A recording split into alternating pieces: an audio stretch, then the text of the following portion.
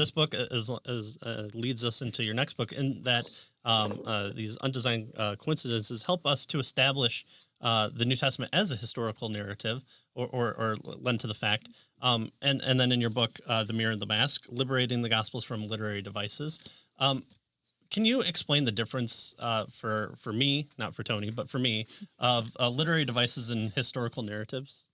Sure. So in the book, I talk about fictionalizing literary devices. You could also call them fact-changing literary devices if you prefer.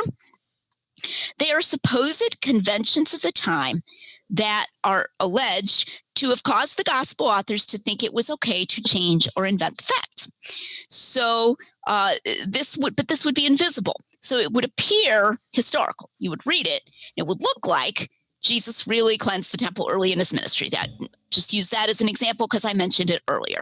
Okay. I like that one too. It's just to kind of keep an example I already brought up, but there are a lot more of these that they will allege. And so then even the original readers would not have been able to tell. And that's important to know, that in these fact-changing devices, it would be sort of like if we went to a movie, okay, based on true events. The example I give, I'm probably dating myself in the book, is Chariots of Fire, because it's one of my favorite movies. You probably have your own favorite biopic or movie based on true events. You go, and it's a very realistic movie, right? It looks like it's all really happening. But walking in that because it's a movie, they probably changed some stuff.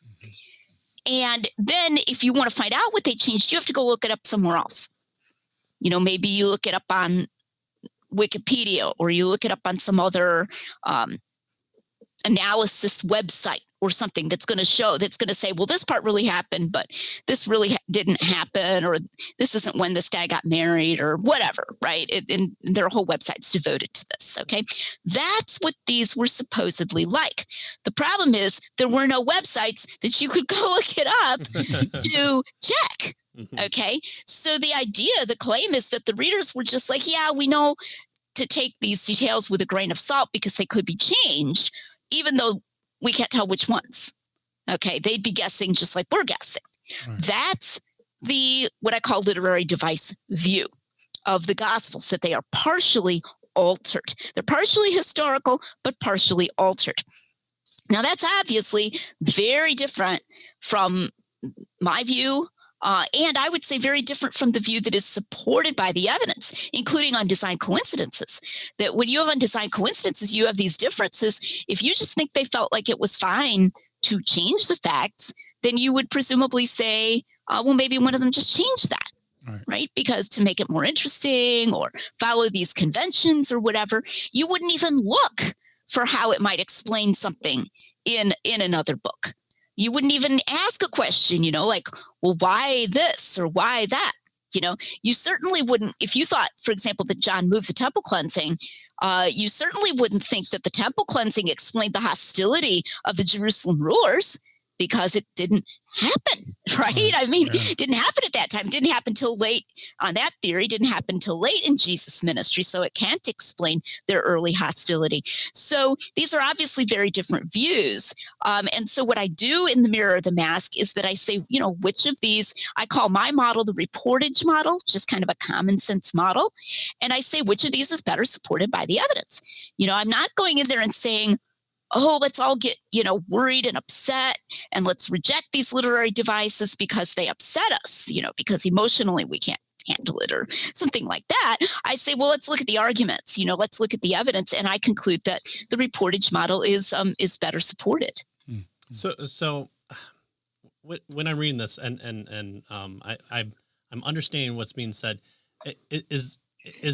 would I be inaccurate to say that John is purposefully lying to make a theological point in a lot of these? I mean, John or in terms of literary devices. Yeah, right? For the literary devices argumentation. Like John or whoever moving the temple cleansing. Moved it or changed it. Mm-hmm. Well, that's a contentious question.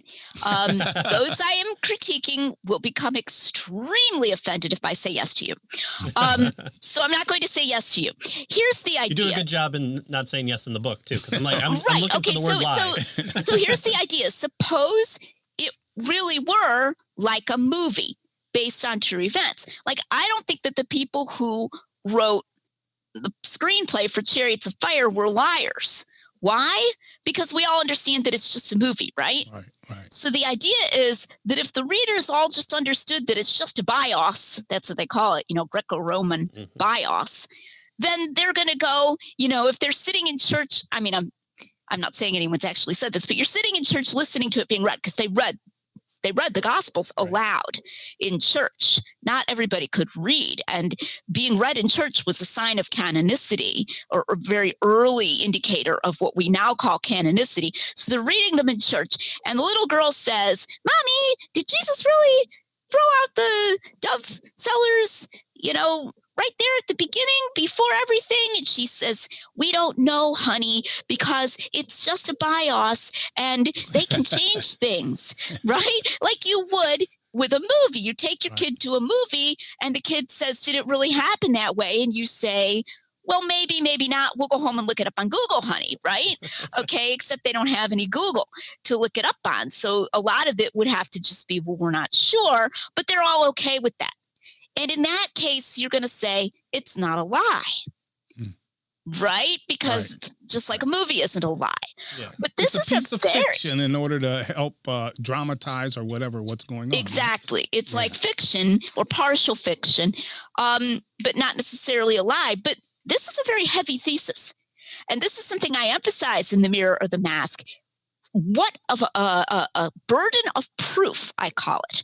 And as a philosopher of knowledge, I'm interested in the question of burden of proof. You're taking on a very heavy burden of proof when you're making that claim about what the original audience would have understood. Right. So that they would literally be there, and they're sort of taking all of this with a grain of salt. That's why they're not deceived, right?